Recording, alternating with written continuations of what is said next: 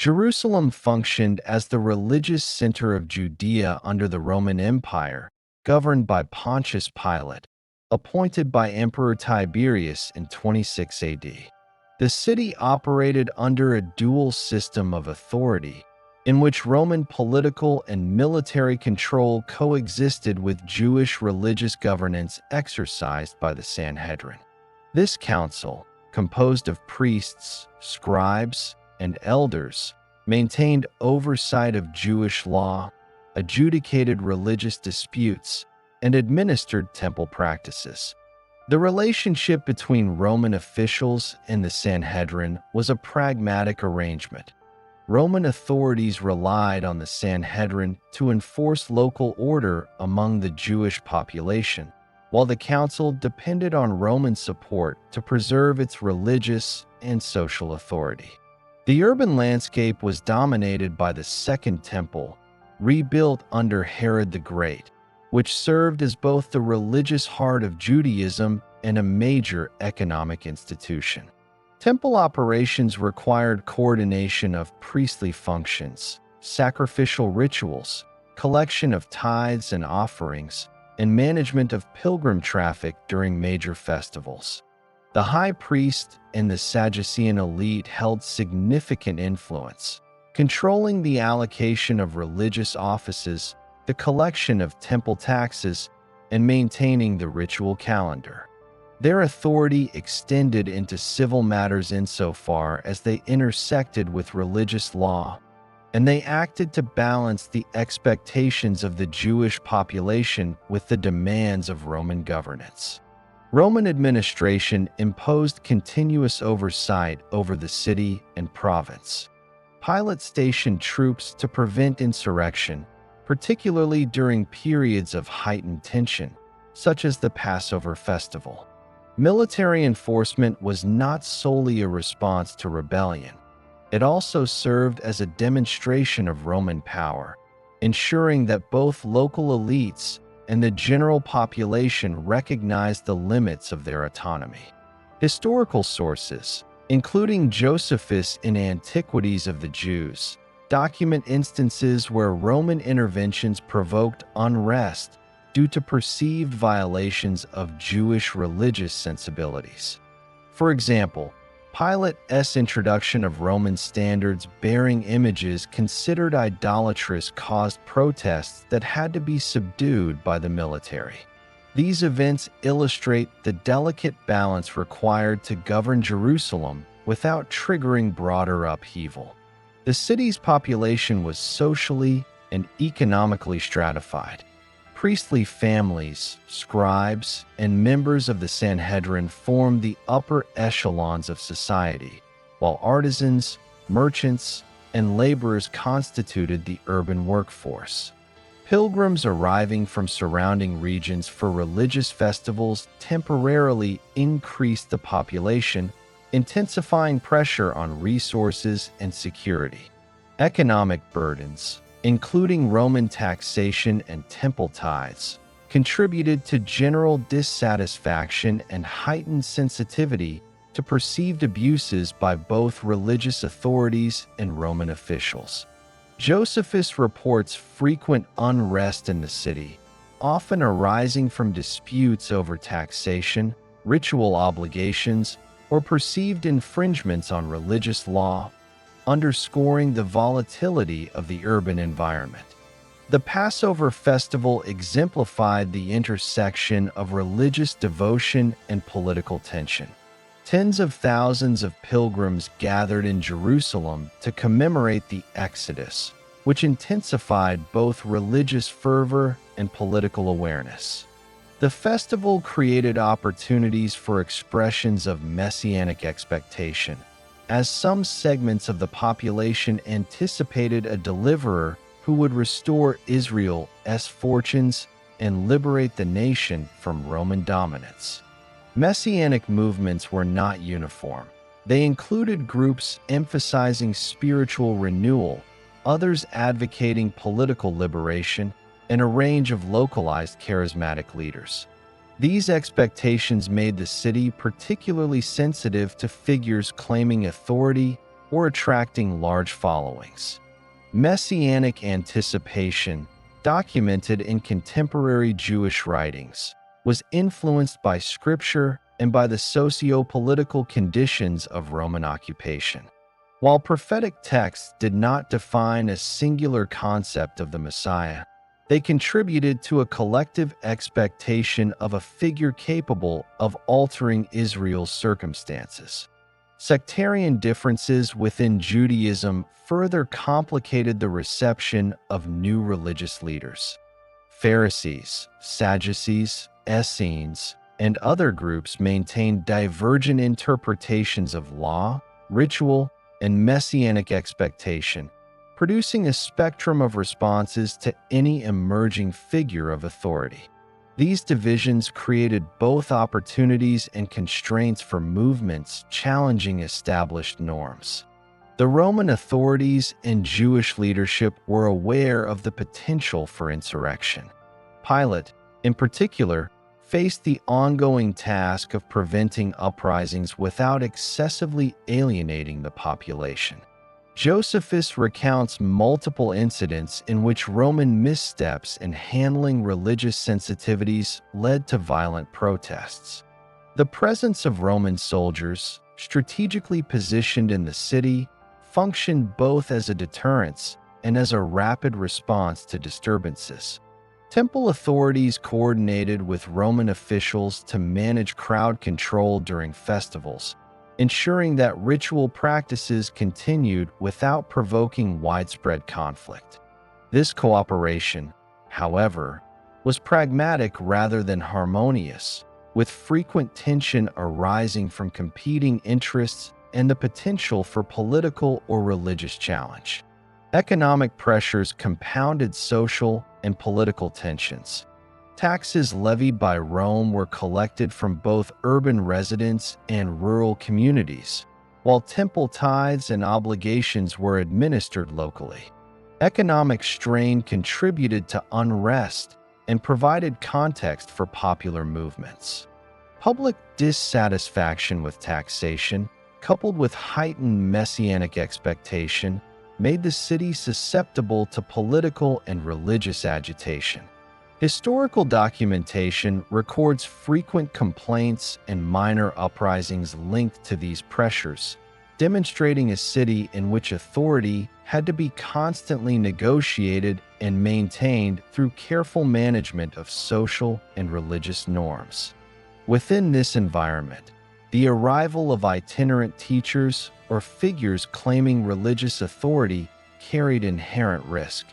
Individuals who attracted followers, interpreted scripture with authority, or promoted new practices were subject to scrutiny by both religious and political authorities.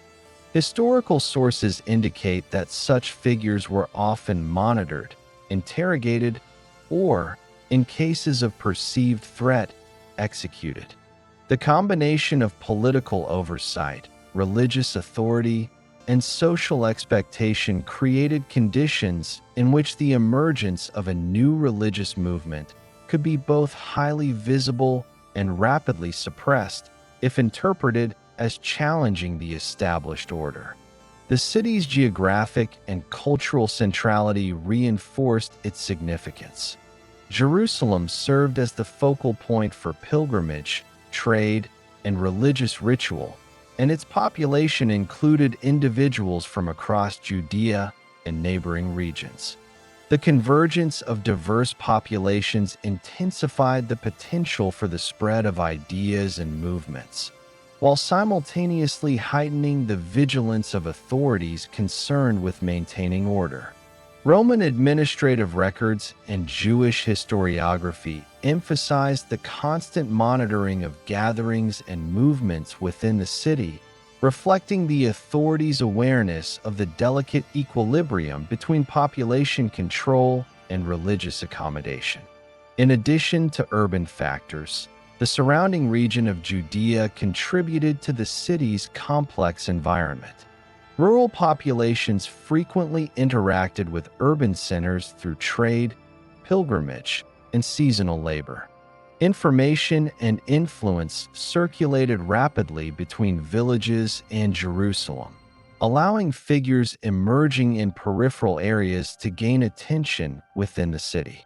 Historical sources note that itinerant teachers from Galilee or other regions could attract followings and influence urban populations, bringing them to the attention of both religious authorities and Roman administrators. The interplay between rural and urban dynamics created additional layers of tension, as movements originating outside Jerusalem could quickly acquire urban significance. Political instability at the provincial level further shaped the context.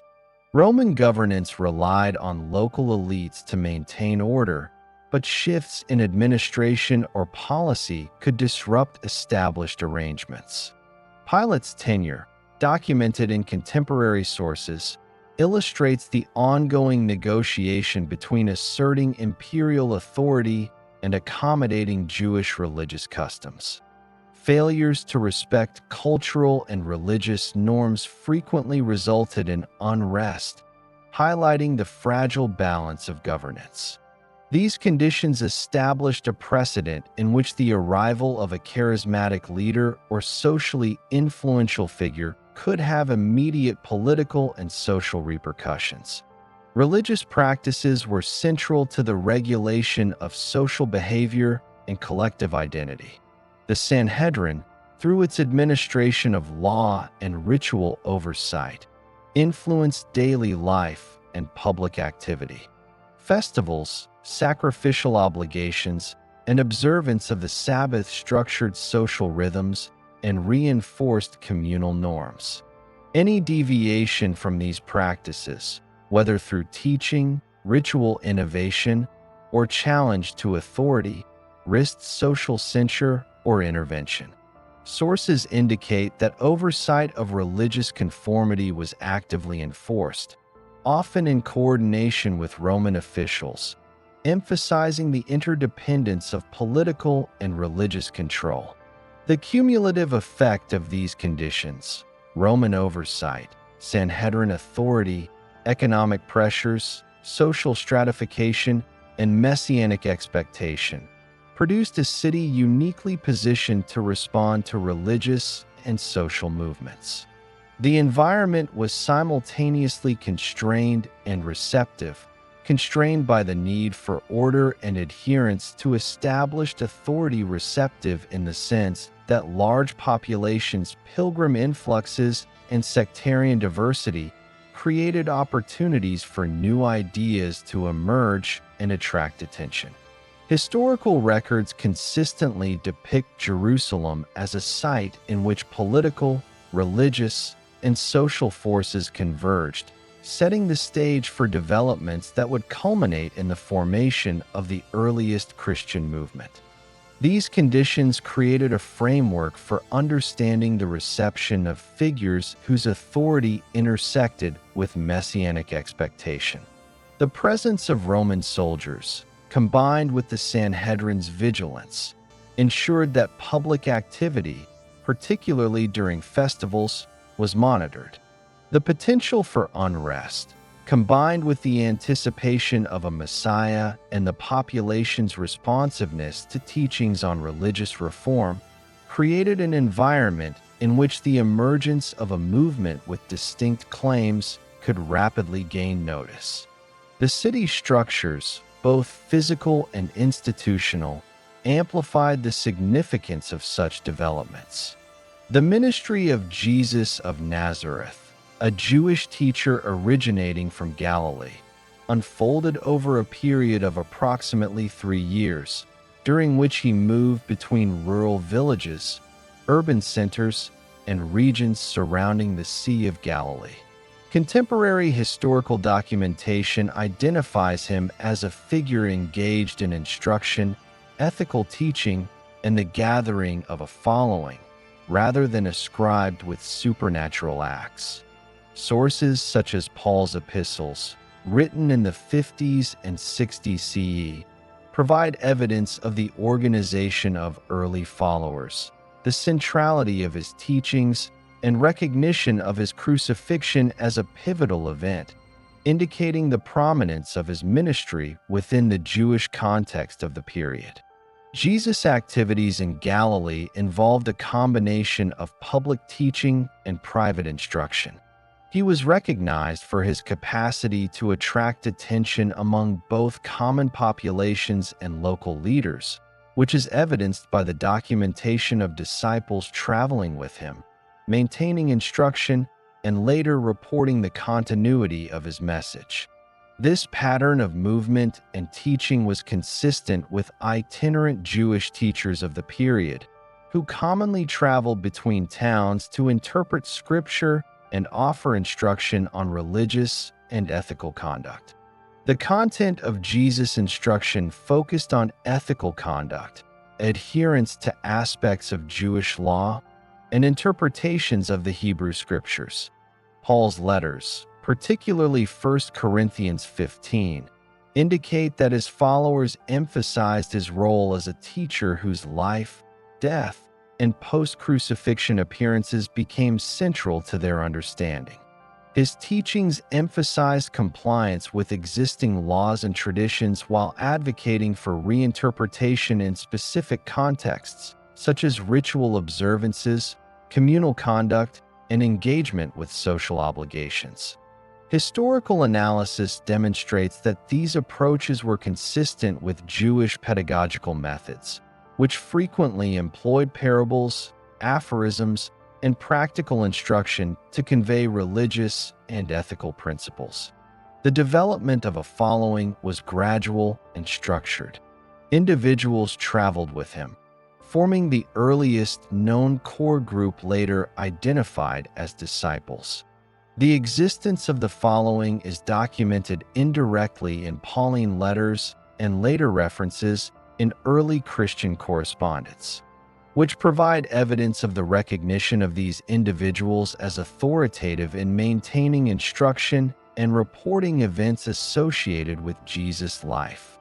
This organizational structure indicates a measure of planning and continuity in the ministry, reflecting methods typical of itinerant teachers who sought to establish ongoing influence through committed adherence. Jesus' teachings included interpretation of the law, instruction on ritual purity, and emphasis on ethical conduct. Historical context situates these instructions within broader Jewish debates between sects, including Pharisees and Sadducees.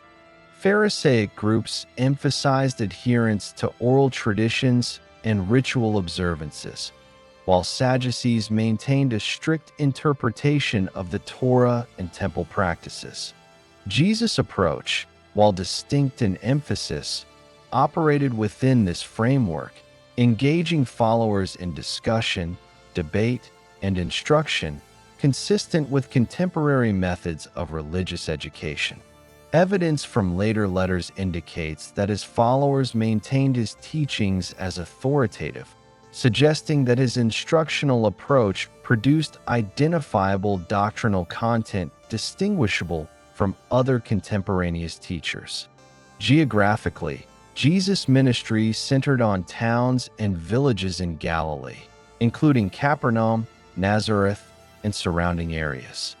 These regions were under indirect Roman administration, with local governance maintained by Herodian officials and tax collectors, whose presence required navigation of political as well as religious norms.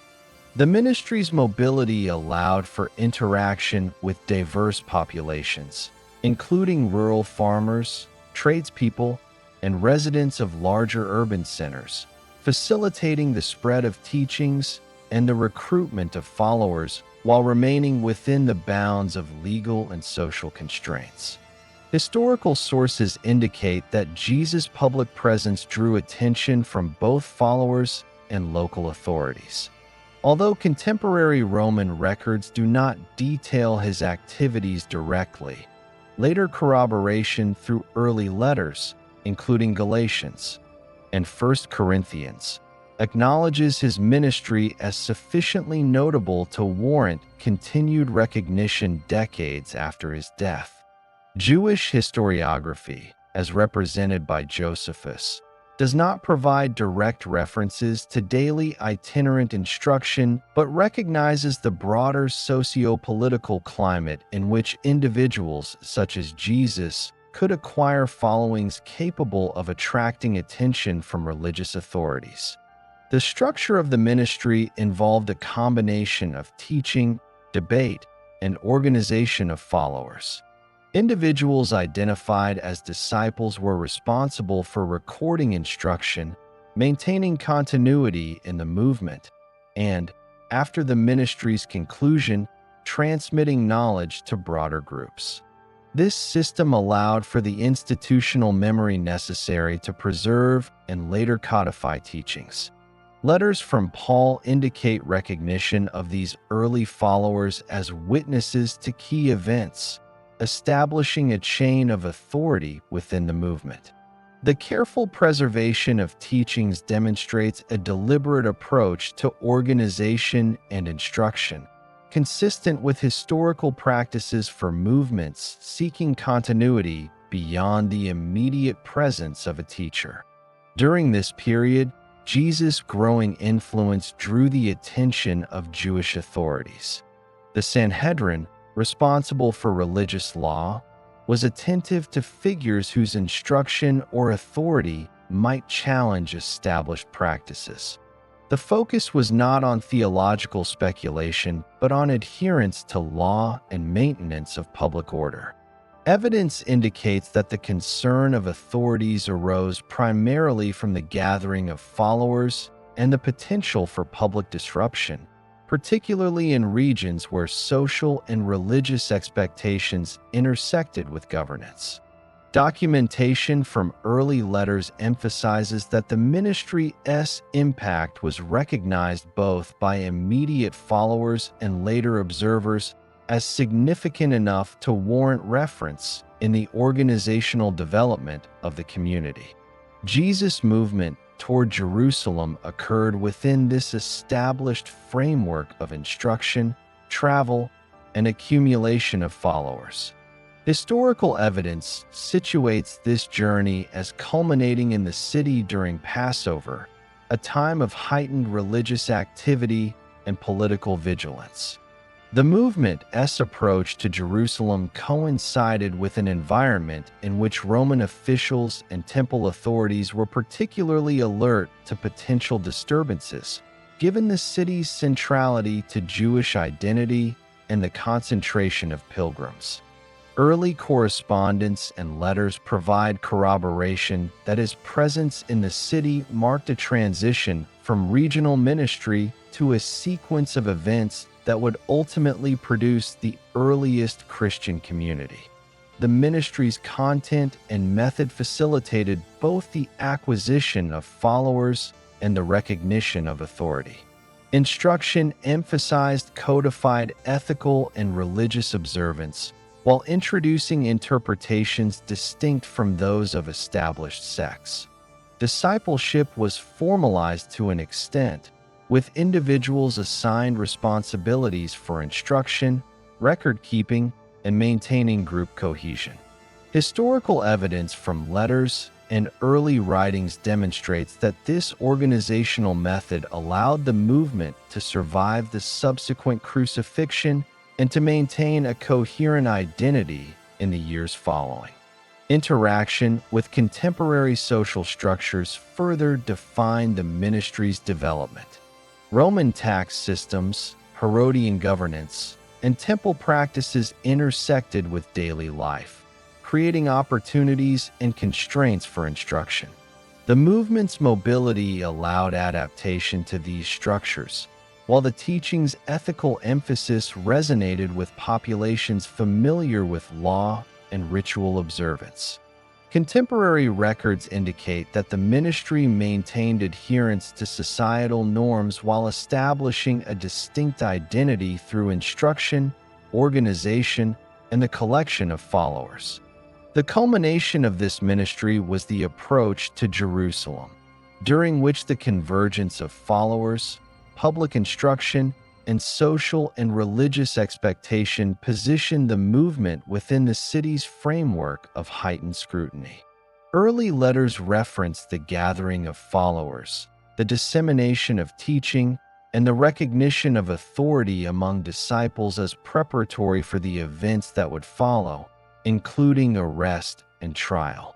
The careful documentation of roles, teachings, and witness status ensured continuity, forming the foundation for the subsequent Christian community in Jerusalem. During the period of Passover, when Jerusalem's population swelled with pilgrims from across Judea and surrounding regions, the presence of Roman authority and temple officials intensified. The combination of heightened religious activity, social scrutiny, and political vigilance created conditions in which any individual attracting attention among the populace was subject to oversight.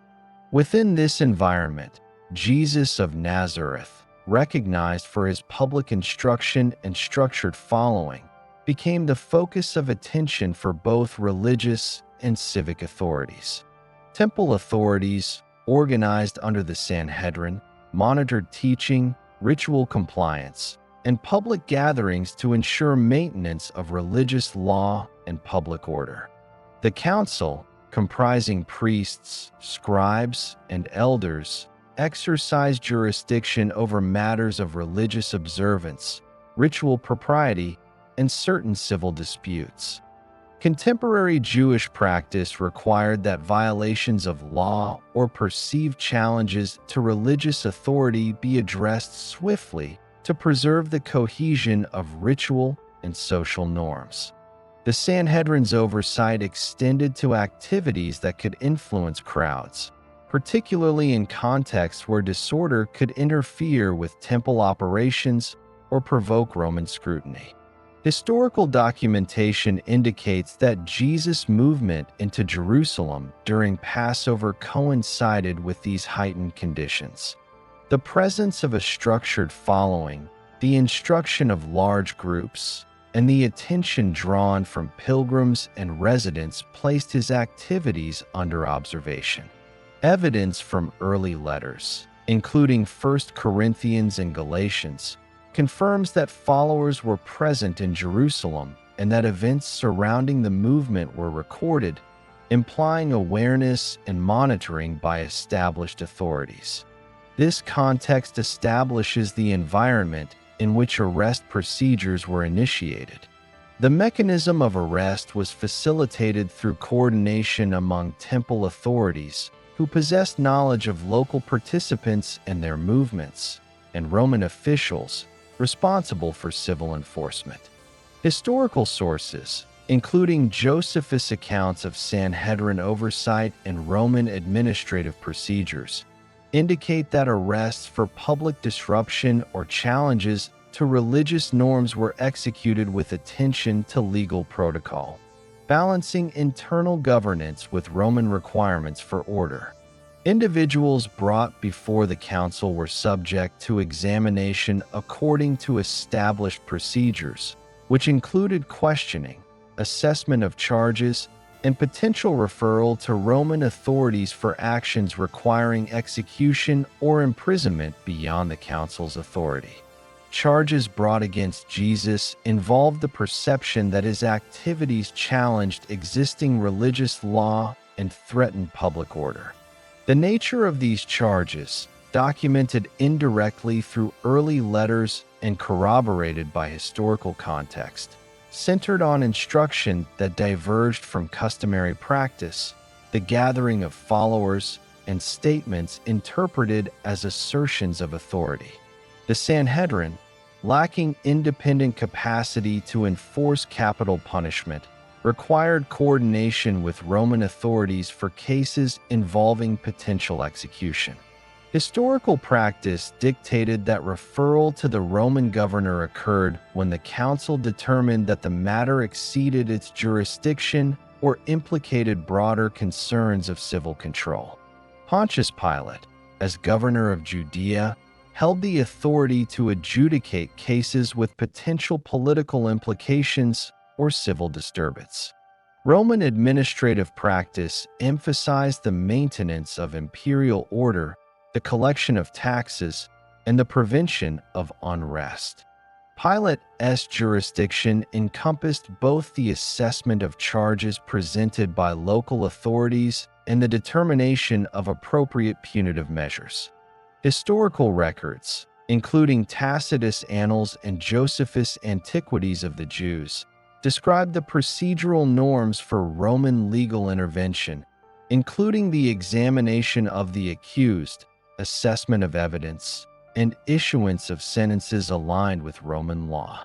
The trial process involved multiple stages, beginning with examination by the Sanhedrin. Witnesses were presented to assess the validity of the charges. Although direct contemporary Roman records do not detail the proceedings, early Christian correspondence confirms the recognition of the trial as a significant event within the movement. The council determined that the charges warranted referral to Roman authority for potential execution, consistent with the limits of its legal powers. This process adhered to documented Jewish legal practice, wherein the council acted to identify violations of law and coordinate with civil authorities when enforcement extended beyond its capacity. Upon referral, Pilate conducted an assessment in accordance with Roman legal norms. The governor evaluated the potential for civil unrest, the credibility of accusations, and the appropriateness of punitive action. Roman jurisprudence distinguished between crimes against the emperor, sedition, and violations of local law, with capital punishment reserved for offenses deemed threatening to public order or imperial authority. Pilate's administration emphasized pragmatic resolution, seeking to suppress disorder while maintaining the appearance of judicial propriety, as documented in historical accounts of provincial governance. The charges presented to Pilate involved the perception that the accused claimed authority inconsistent with Roman law, potentially asserting kingship or political leadership. Roman authorities were particularly sensitive to any claim implying authority rivaling the emperor, especially in a city like Jerusalem, with its concentrated population and festival-related tensions. Historical records demonstrate that even minor expressions interpreted as challenges to Roman authority were treated with caution, often resulting in imprisonment, trial, or execution to preclude unrest. Pilate's decision to authorize crucifixion reflects this administrative practice and the application of standard Roman procedures for perceived threats to order. Execution by crucifixion was a common Roman method reserved for individuals considered dangerous to public stability, particularly those accused of sedition or rebellion. The procedure involved public display to deter others, systematic restraint, and a method of death consistent with Roman punitive standards.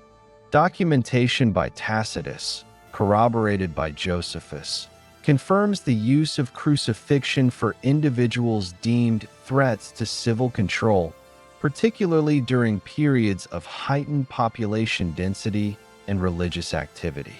The legal and procedural context of crucifixion ensured alignment with Roman expectations for deterrence, visibility, and administrative propriety.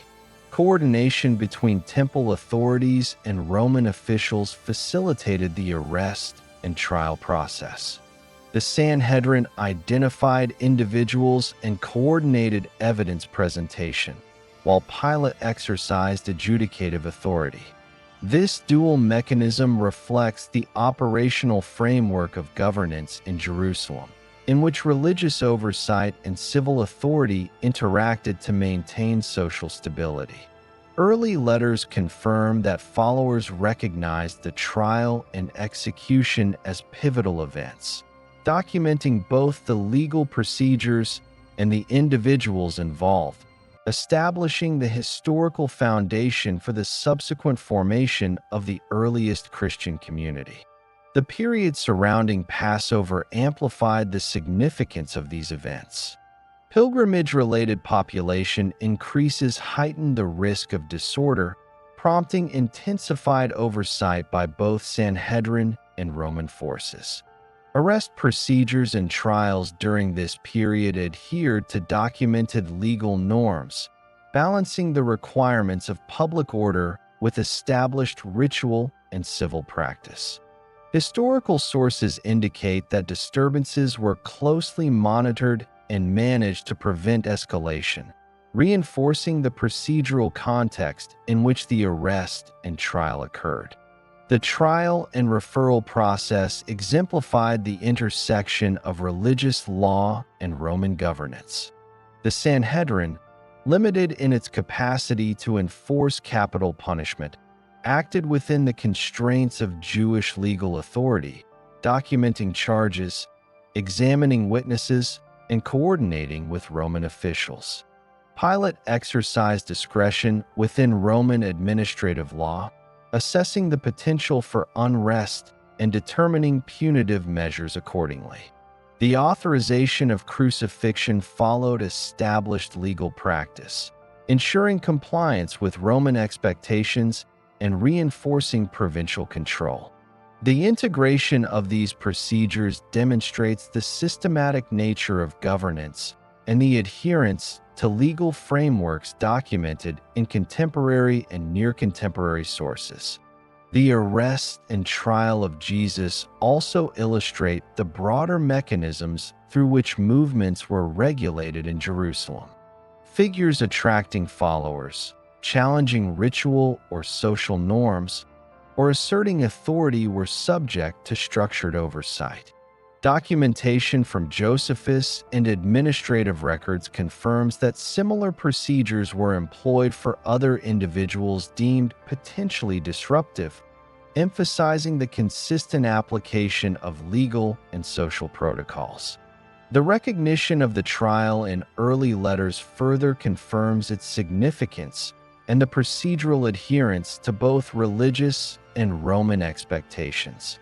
The execution of Jesus Christ of Nazareth took place outside the city of Jerusalem, in accordance with Roman law, which prohibited crucifixion within the urban boundaries. Roman jurisprudence reserved crucifixion as a form of capital punishment for those deemed a threat to public order, including individuals accused of sedition, rebellion, or challenging the authority of the state.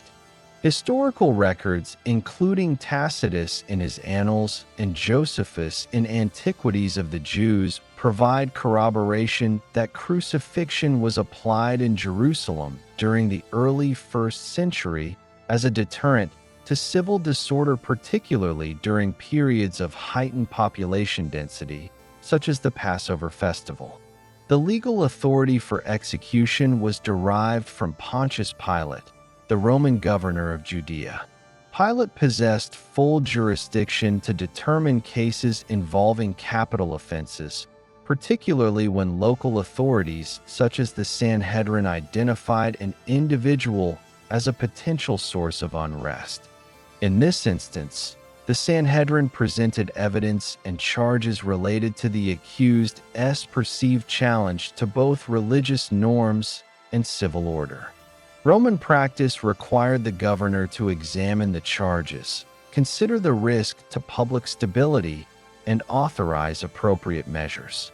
Historical evidence indicates that Pilate conducted this assessment in accordance with standard administrative procedures, balancing the demands of maintaining peace with adherence to legal forms. Execution by crucifixion involved multiple stages designed to ensure the process was both punitive and publicly visible.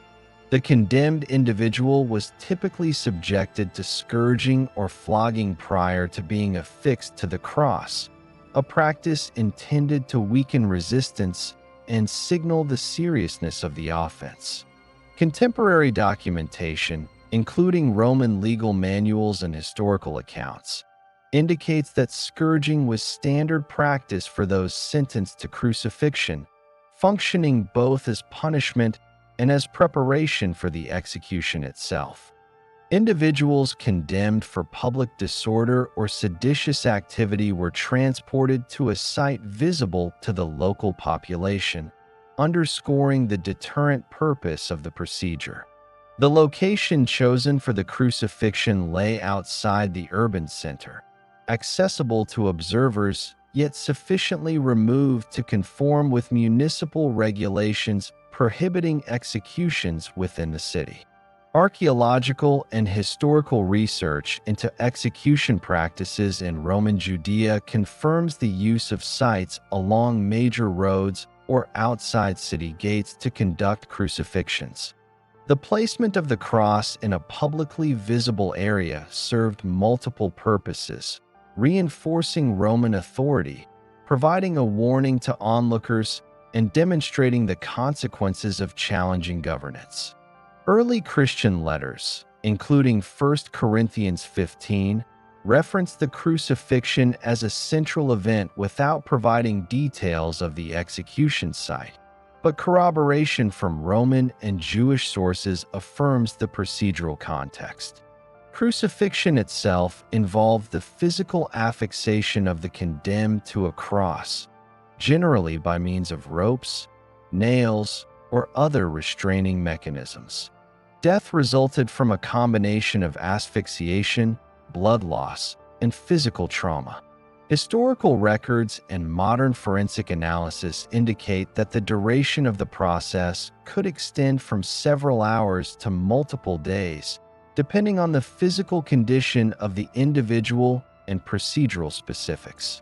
Roman execution practices emphasized visibility and deterrence, ensuring that the act was observed by witnesses and that the condemned endured the process in a manner consistent with both punitive and administrative objectives. The role of Roman soldiers in the execution was critical to maintaining order and ensuring compliance with procedural norms.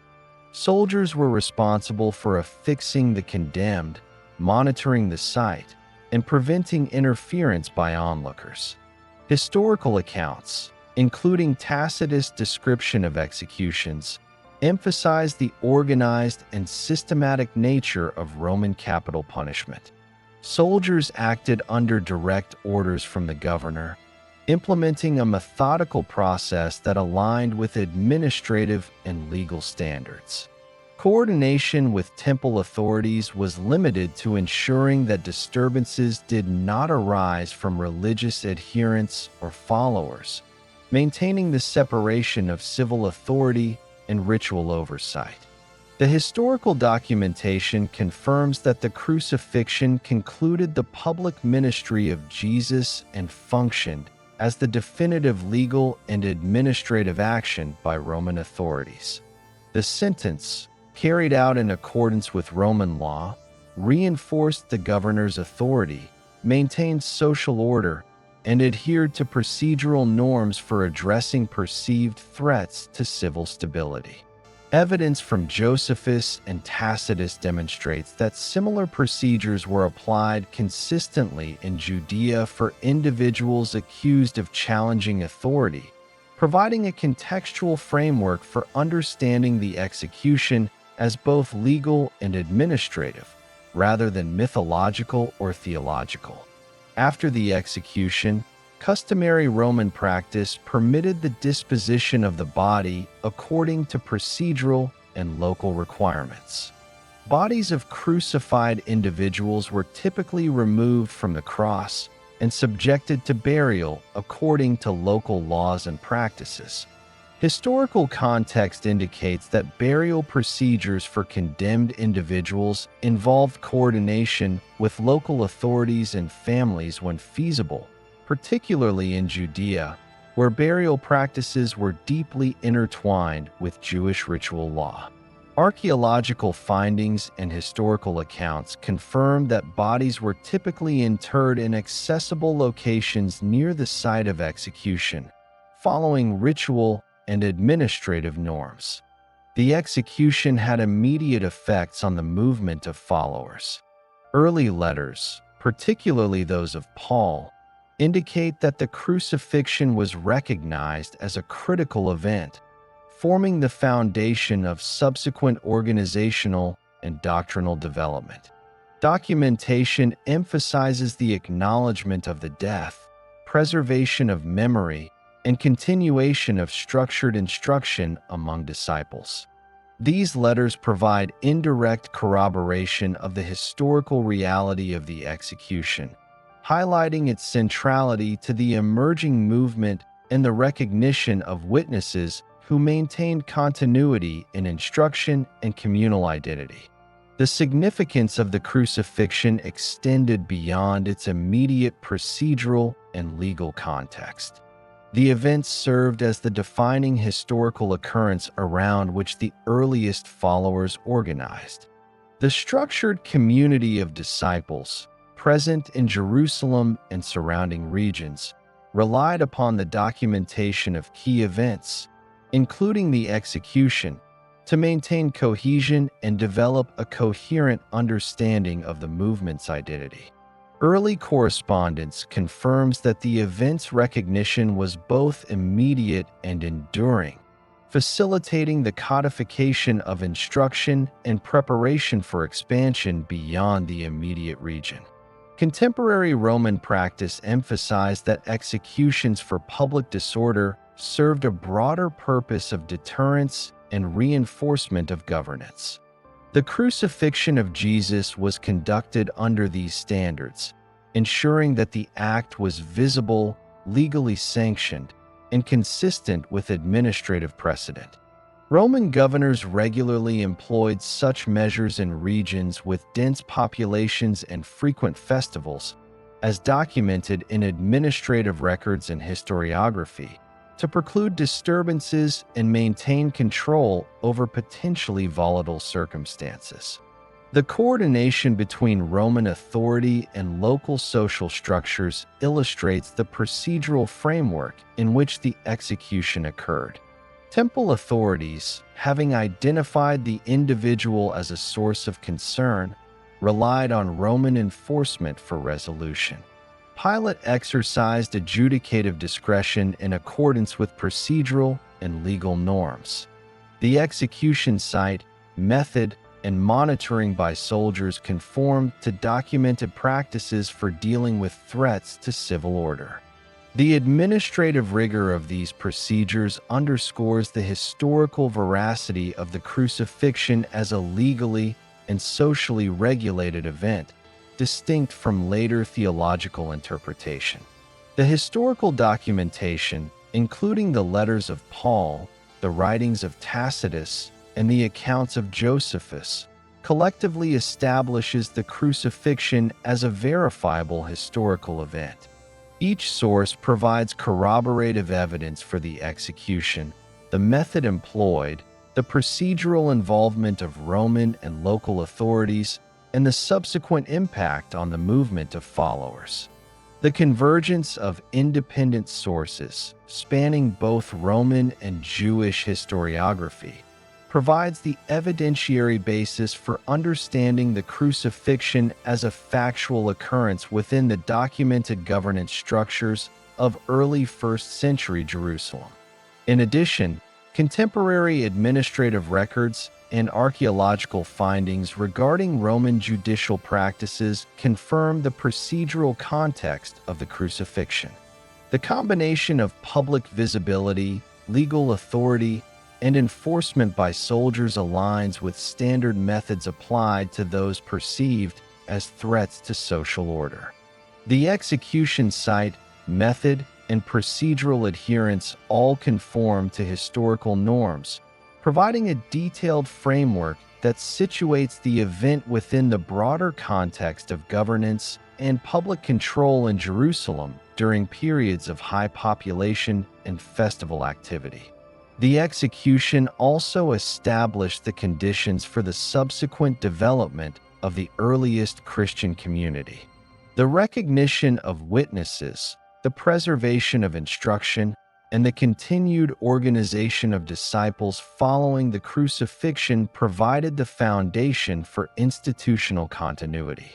Historical evidence, particularly in the epistolary corpus of early Christianity, indicates that the crucifixion was recorded, discussed, and utilized as the central organizing event, providing cohesion for a movement transitioning from public ministry to structured community life. The combination of Roman law, local religious authority, and documented procedural norms establishes the crucifixion as a historically verifiable event. It was not isolated, but part of a broader system of governance, applied consistently in situations involving perceived threats to civil and religious order. The event's centrality to subsequent organization, recognition of disciples, and preservation of memory further reinforces its historical significance. Historical sources collectively confirm the crucifixion as the defining occurrence around which the earliest Christian movement coalesced, forming the foundation for continuity, identity, and transmission of teachings. Following the execution of Jesus Christ of Nazareth, his followers maintained the organized community that had been established during his ministry. Letters from early Christian figures, particularly Paul of Tarsus, provide the earliest documentation regarding the events that occurred after the crucifixion. These letters, written within 2 decades of the execution, indicate that his followers reported encounters with the deceased individual and treated these reports as authoritative for structuring communal identity, instruction, and continuity. The historical record establishes that these post-mortem appearances, as recognized in early letters, occurred over several weeks and involved multiple witnesses. Paul's first epistle to the Corinthians, dated c. 53 to 54 AD, enumerates specific individuals and groups who are cited as having observed the risen figure. These attestations were not anecdotal or theological claims alone. They served a functional role in maintaining organizational cohesion, as followers relied on verifiable witness accounts to preserve instructional continuity. The letters provide the names of key figures involved, including Cephas, Peter, the 12 disciples, and groups numbering over 500, thereby offering historical evidence for the continuity of the movement and its reliance upon recorded testimonies. The reports of post-mortem appearances were treated by the earliest community as events requiring verification and preservation. Individuals who had previously been disciples were cited as witnesses, suggesting a deliberate effort to establish credibility and continuity of knowledge. Letters indicate that these encounters were central to the teaching, serving as the foundation for instruction, communal conduct, and the articulation of doctrinal statements. Documentation emphasizes that the retention and communication of these events were instrumental in distinguishing the movement from other Jewish sects, as it established a unique organizational and narrative framework that would support its survival and expansion.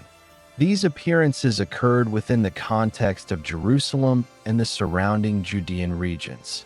Historical correspondence references both public and private gatherings where the followers convened to receive instruction and witness reports. The structured nature of these gatherings indicates an organized effort to maintain cohesion, codify teachings, and establish roles for the transmission of knowledge. The chronological sequence of these post-crucifixion reports aligns with the operational framework of early first-century Jewish communities, in which instruction, assembly, and communal verification were standard practice for maintaining group identity. The functional implications of these post-mortem reports were immediate and operational.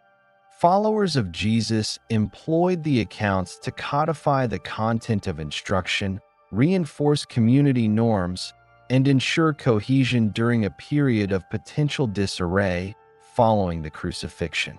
Letters from Paul and other early figures confirm that adherence to instruction and recognition of witnesses were central to the continuity of the movement. This reliance on verifiable testimony distinguishes the historical record from later mythological or legendary narratives, as the focus remained on organizational preservation, instruction, and the maintenance of authority among designated followers. The historical record further indicates that these post-crucifixion events had a unifying effect on the community. Individuals who had previously served in various roles during the ministry were now recognized for their authority in confirming accounts and transmitting knowledge. These figures became central to the early hierarchical and organizational structure, functioning as nodes through which instruction, verification, and communal guidance flowed. Documentation demonstrates that these roles were formalized within months of the crucifixion, reflecting a deliberate and historically consistent method of maintaining community integrity. Early correspondence emphasizes that the movement's identity was directly tied to these events.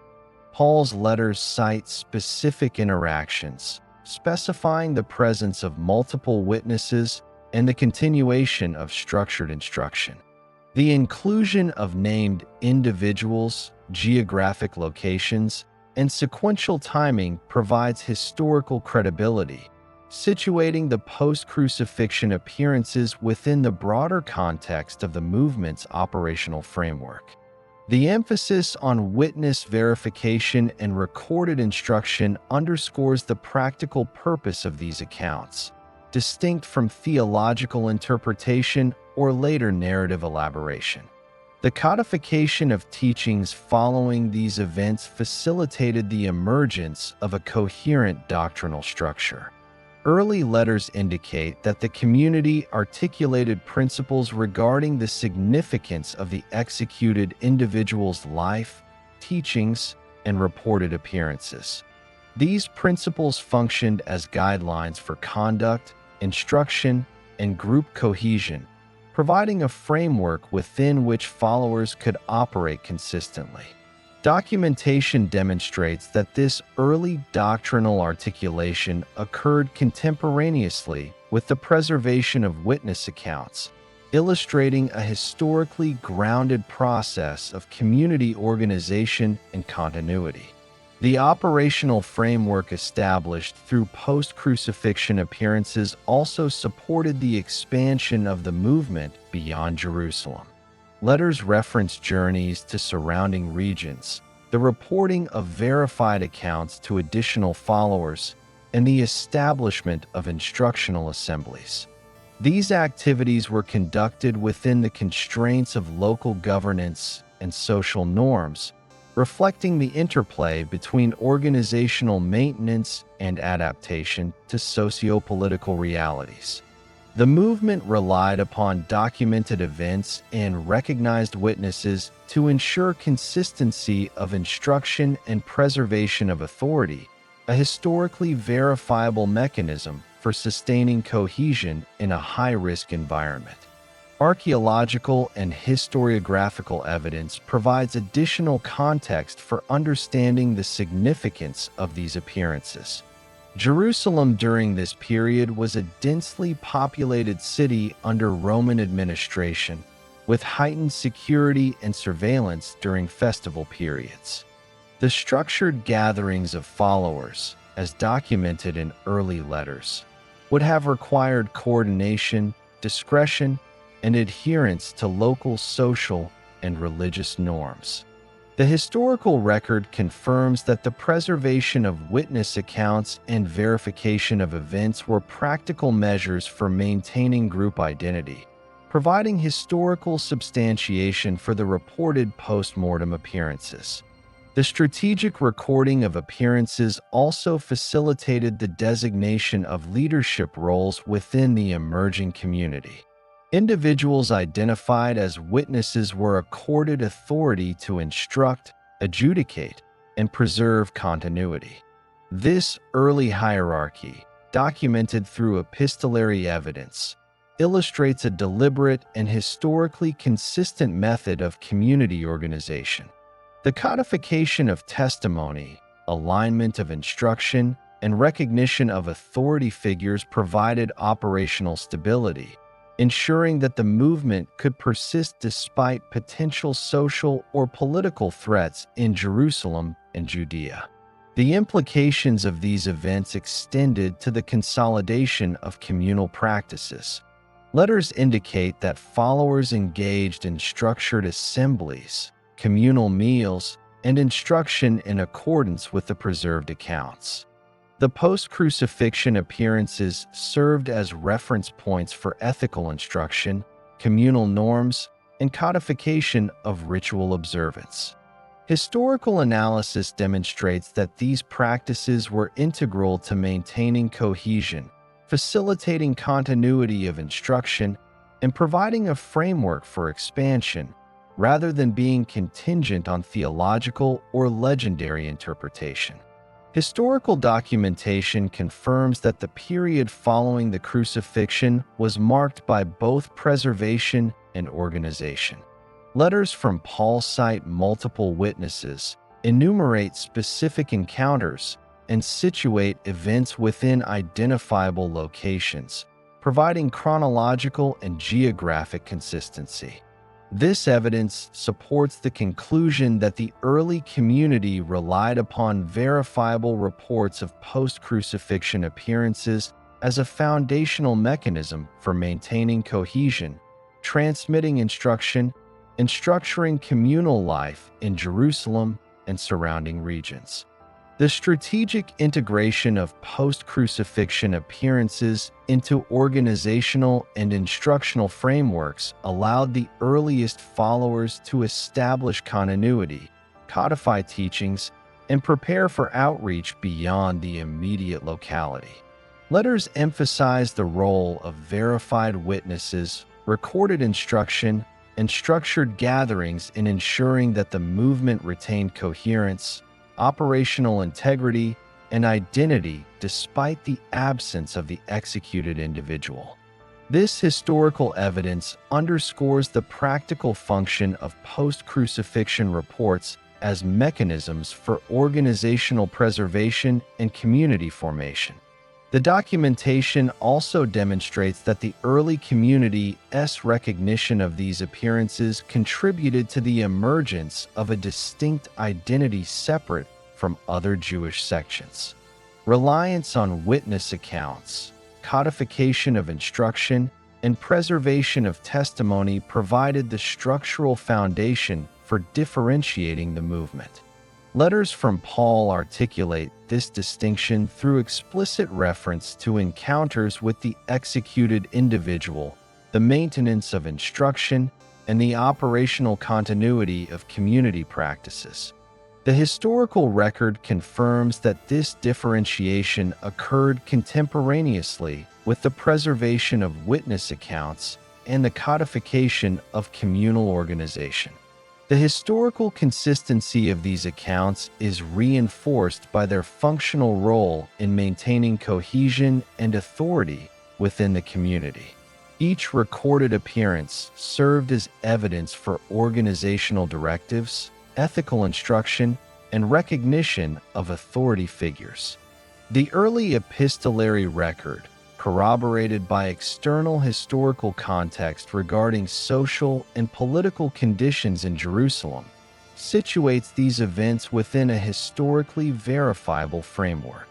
This approach eliminates reliance on myth, legend, or unverified narrative, emphasizing practical, historically documented outcomes in the development of the early movement. Following the series of post-crucifixion appearances reported by the followers of Jesus of Nazareth, The earliest disciples undertook the formal organization of a structured community in Jerusalem. The earliest letters, particularly those of Paul written within 2 decades of the crucifixion, document the existence of a group characterized by consistent instruction, communal coordination, and adherence to established practices. Historical records indicate that this community functioned as a nucleus for the movement, providing continuity, governance, and the preservation of witness accounts necessary for operational stability. Leadership within the community was concentrated in individuals previously recognized as key figures during the public ministry. Peter, Cephas, and James, the brother of Jesus, emerge in the epistolary record as central authorities responsible for instruction, adjudication, and organizational oversight. Correspondence demonstrates that these leaders coordinated gatherings, transmitted instruction, and maintained continuity with followers dispersed across Jerusalem and surrounding regions.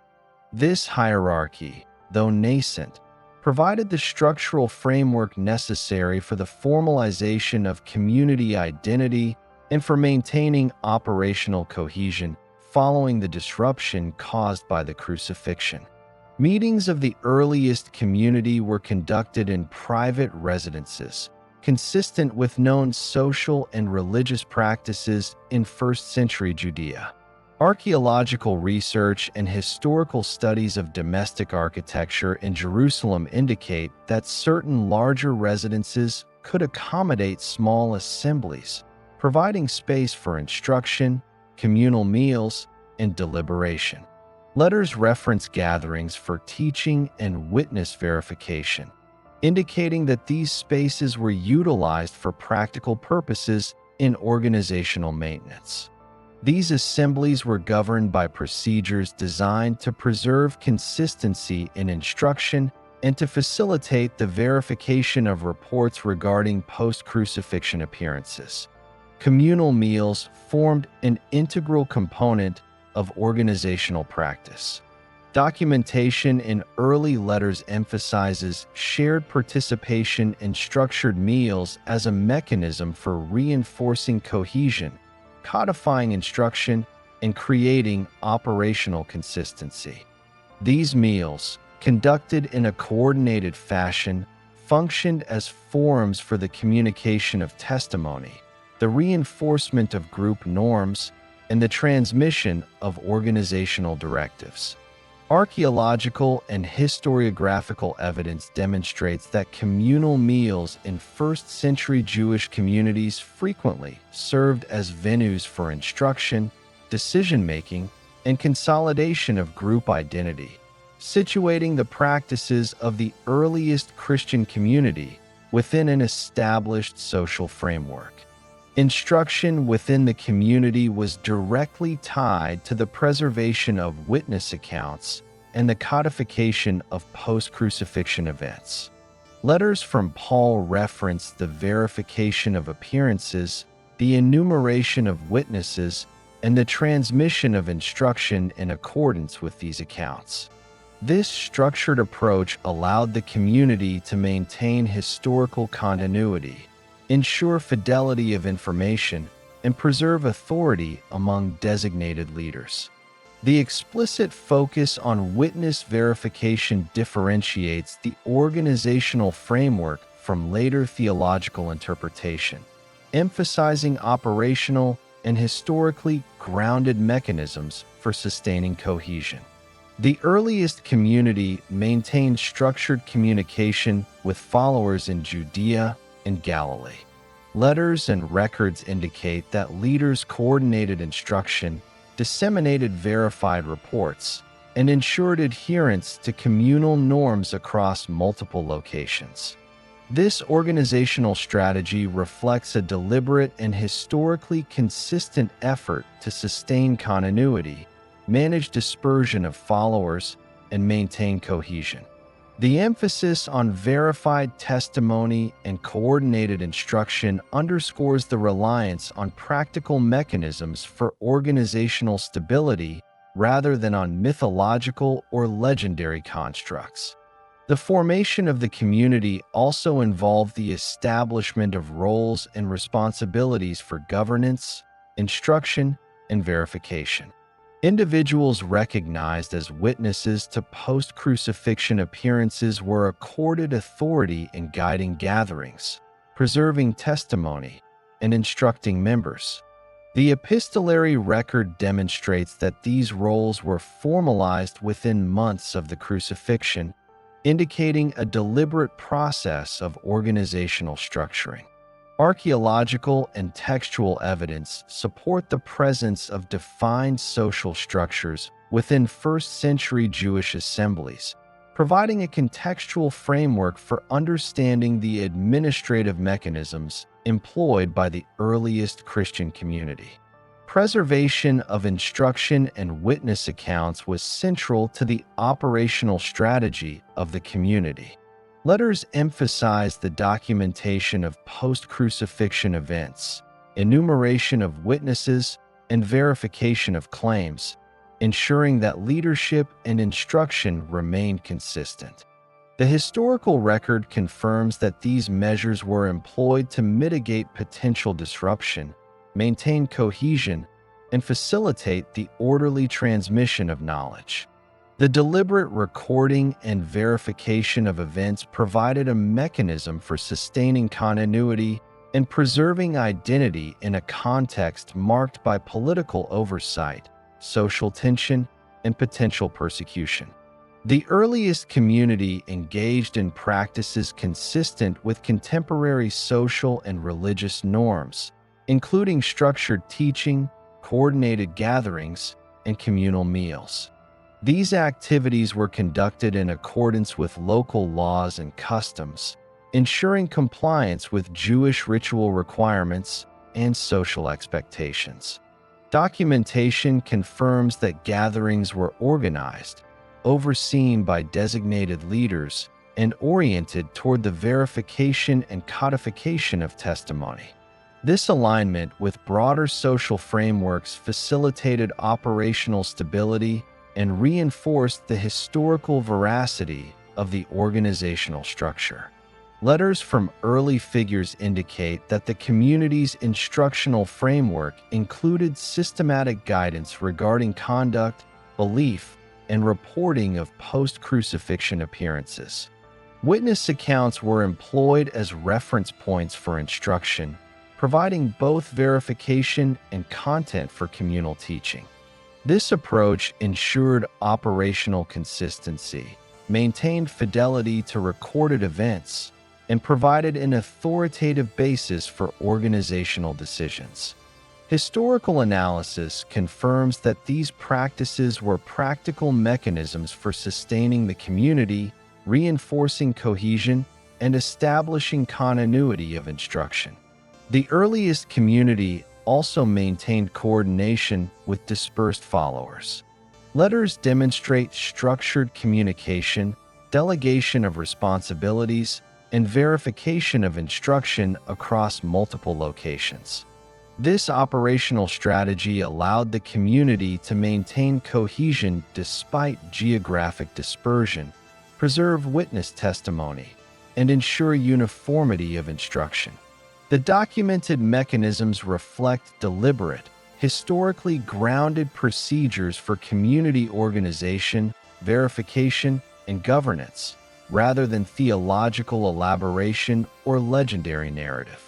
The structural organization of the community facilitated the preservation of identity and authority in a socially and politically complex environment.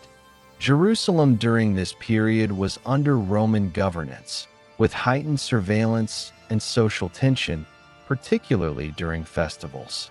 The deliberate structuring of leadership, verification of events, and codification of instruction allowed the earliest Christian community to navigate these conditions while maintaining operational integrity. Historical evidence confirms that these measures were both practical and necessary for sustaining cohesion and preserving continuity of the movement. Comprehensive instruction, verification, and leadership designation allowed the earliest community to develop a coherent identity separate from other Jewish sections. The reliance on post-crucifixion witness accounts, structured assemblies, and codified communal norms provided a distinct organizational framework.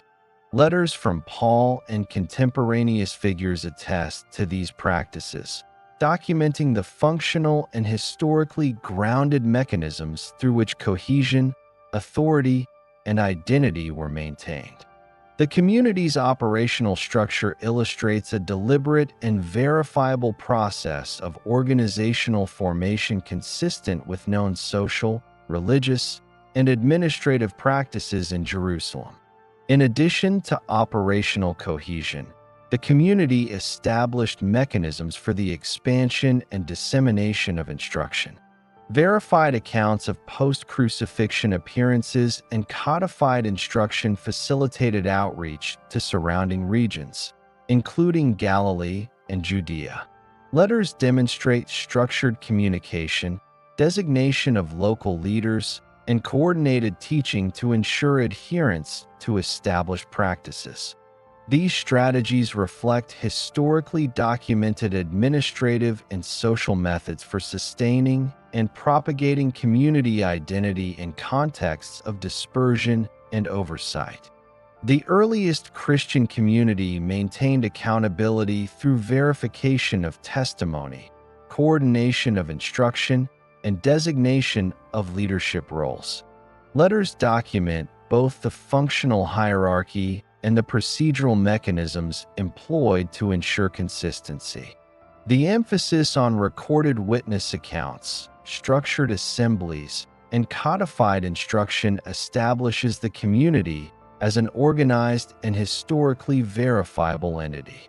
Archaeological, epistolary, and historiographical evidence collectively corroborate these operational features, situating the community firmly within the documented historical context of Jerusalem under Roman governance. This structured organization provided the foundation for the continuity and expansion of the movement. Operational practices, leadership designation, and codification of instruction ensured that followers could sustain cohesion, transmit knowledge accurately, and maintain a coherent identity.